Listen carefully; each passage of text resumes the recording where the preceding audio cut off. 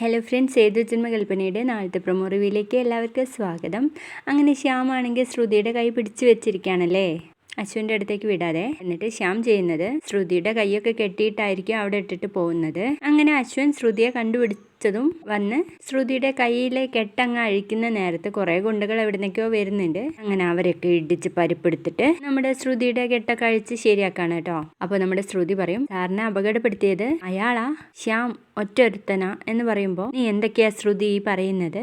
ശ്യാമാണ് എന്നെ അപകടത്തിലാക്കിയതെന്ന് തെളിയിക്കുന്ന എന്തെങ്കിലും കാര്യം നിന്റെ കയ്യിലുണ്ടോ എന്ന് ചോദിക്കാണ്. അപ്പോൾ എന്തൊക്കെയോ തെളിവുകളൊക്കെ കൊടുക്കുന്നുണ്ടെന്ന് തോന്നുന്നു. അതിനുശേഷം നമ്മുടെ ശ്രുതിയും അശ്വനും കൂടെ വീട്ടിലേക്ക് വരികയാണ്. ആ സമയത്താണെങ്കിൽ നമ്മുടെ ശ്യാം നെറ്റിയിലും കയ്യിലൊക്കെ ചെറിയ ചതവൊക്കെ ഉണ്ട്. അത് റെഡിയാക്കിക്കൊണ്ടിരിക്കുകയാണ്. ആര്?